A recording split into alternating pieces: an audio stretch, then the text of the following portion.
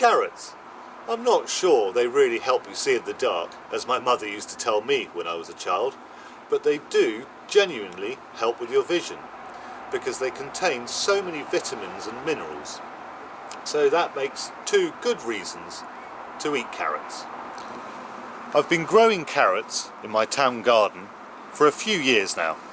One of the main considerations is to have no stones or anything that will obstruct the growth of the roots.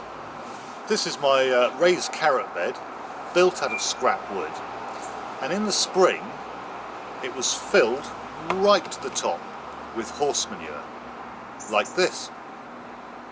And in that time the level has dropped from here down to here, and this is why.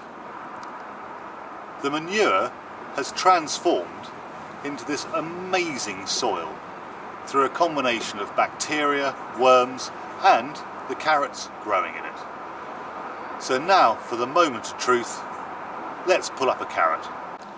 It could be what I call a golf ball carrot, looking great on the top and then only about 1.5 inches long. So let's see. Oh, now that's what I call a carrot. I'm not sure it's like your standard supermarket carrot, but that'll do me. I reckon that must weigh about a pound or so. There are many ways of preserving carrots. You can freeze them, dry them, pickle them or can them.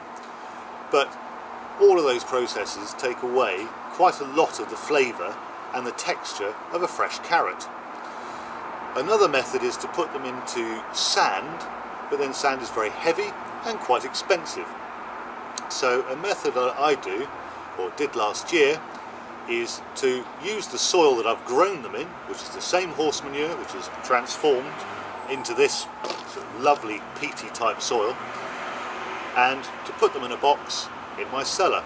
So the first step is to take your carrot, don't wash it, make sure it's of a good shape, and just chop the top off there and place it in the soil.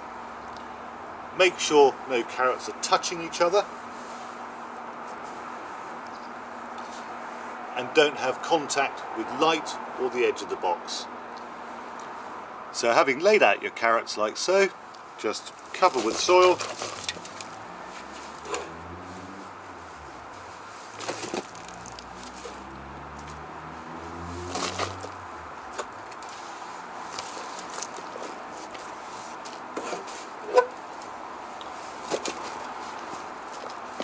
and start the next layer. I've done this with carrots before, but this year I'd also like to pop a parsnip in. These parsnips have been grown in exactly the same way as the carrots, with pure horse manure, and it's the first time I've done this, and this is the first parsnip I've pulled up this year. So let's see what we've got. Well, I'm really pleased with that, apart from my what looks like a couple of horns on that one. So I'm going to pull up another one, see if I can get a slightly more perfect shaped one.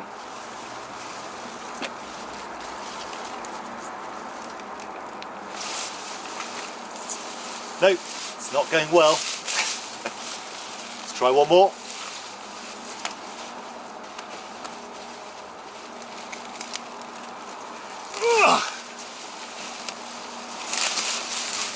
That's a bit more like it. So three pretty good specimens of parsnips, but this was the one that's going in the box. So the last step is just to seal up the box, and we will come back to you periodically to see how they're doing. 3 weeks later, the box has been in my cellar, but it could equally be in a garden shed or any sheltered cool spot. And I imagine leaving carrots in the fridge for 3 weeks. At least they'd be very soft, but also probably covered in mould by now. So let's see how they've survived in our box of dirt.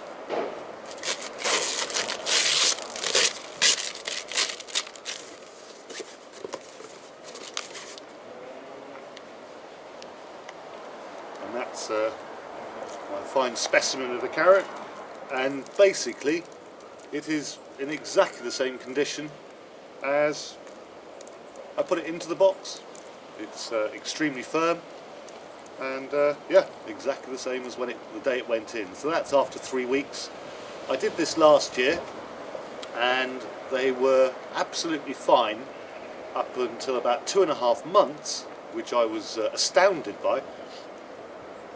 But then as the soil dried out, then the carrots started drying out and going very soft like they do in the fridge initially. So I would say that you need to keep the soil just a little bit damp. So if it starts to dry out, just sprinkle some water over it and seal the box back up. So that's our conclusion, that a box of dirt can be more effective than a fridge.